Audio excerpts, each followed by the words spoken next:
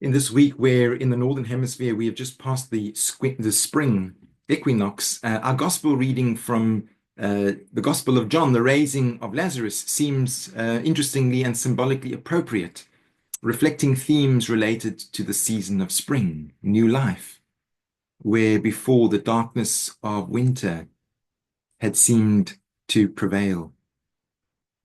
And as we've seen in recent weeks, looking at some of John's stories, they tend to be much longer and more involved than the very short stories we find in Matthew, Mark, and Luke.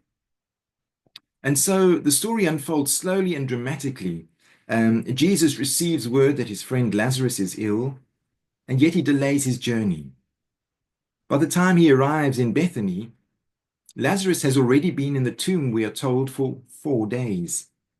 Martha and Mary come to meet him, and we hear words that echo the grief many people have felt. Lord, if you had been here, my brother would not have died.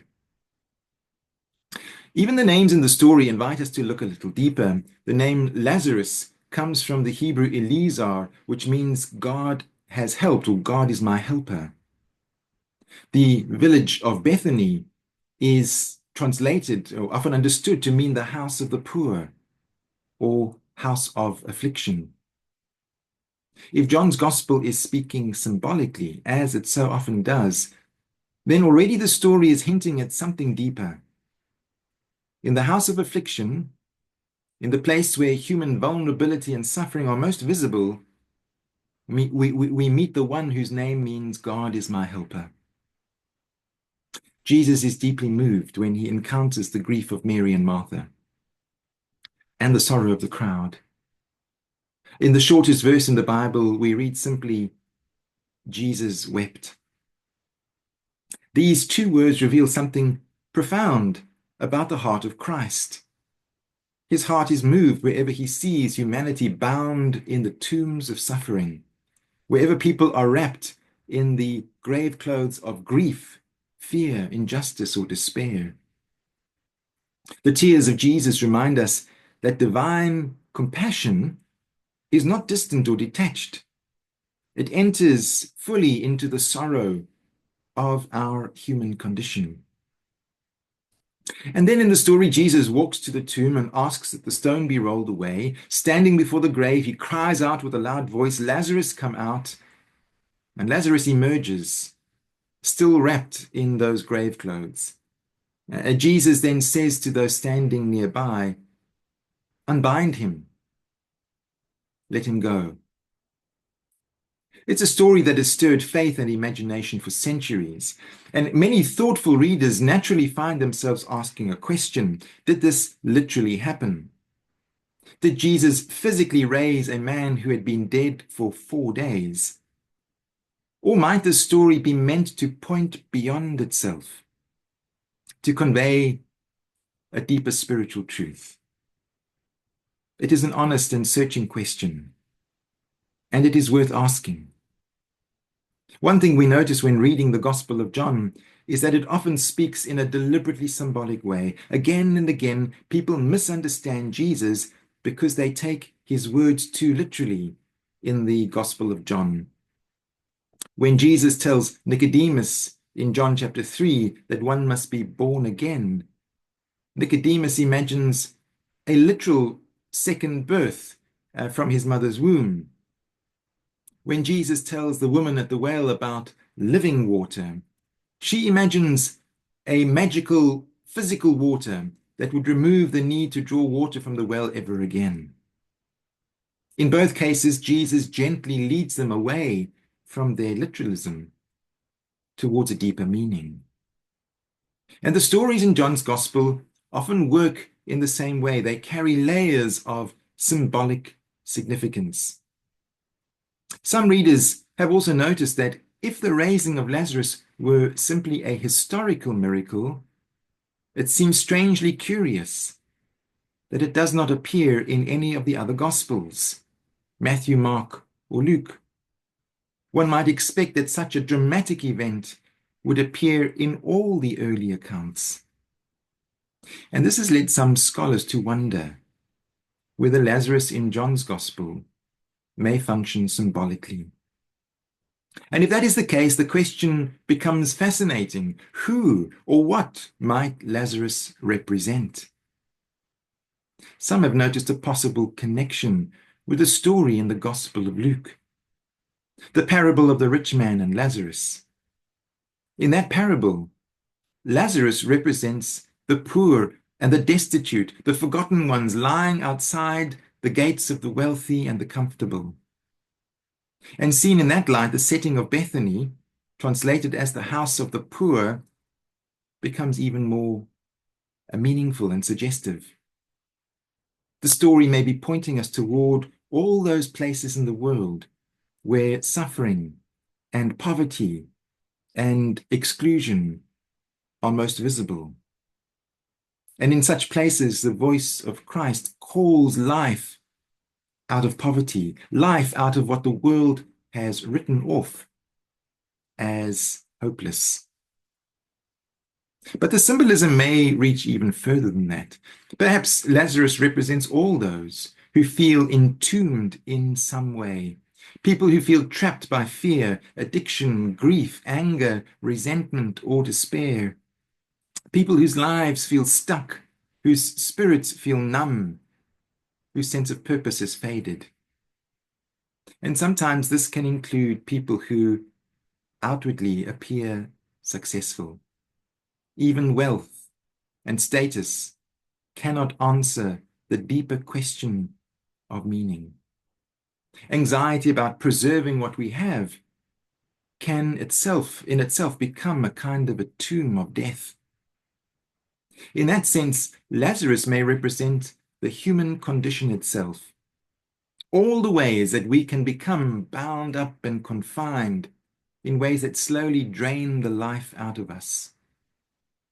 The Hebrew scriptures often speak about this kind of spiritual death using vivid imagery, and one of the most powerful examples is the vision of the valley of dry bones in the book of Ezekiel, described in Ezekiel 37. In that vision, the prophet sees a valley filled with dry bones, lifeless and scattered.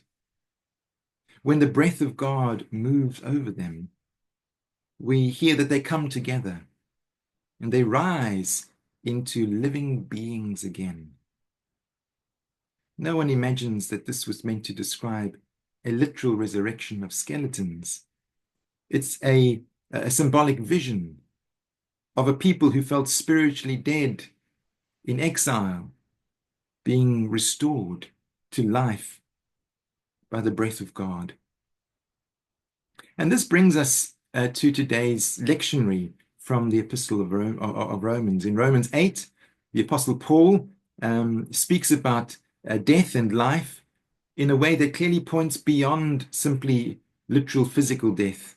He writes, "To set the mind on the flesh is death, but to set the mind on the spirit is life and peace." And Paul is not here speaking about people physically dying and rising again. He's speaking about a spiritual condition that exists even in the present moment. A life dominated by fear, anxiety, ego, or self-absorption can feel like a kind of death. But when the breath of God awakens within us, something new begins to emerge. New life, freedom, peace.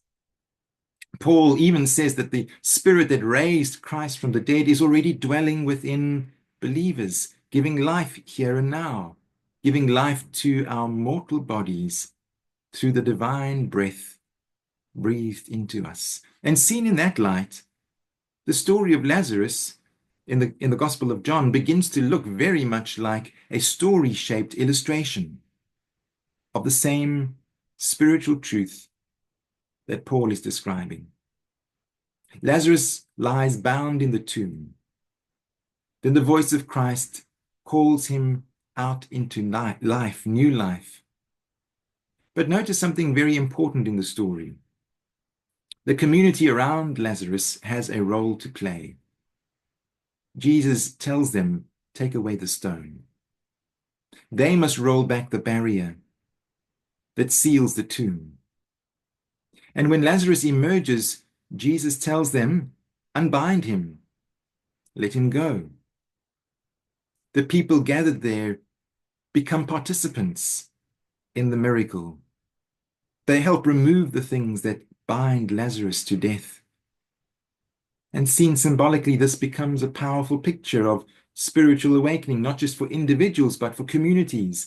The voice of Christ calls people out of the tombs in which they have become trapped.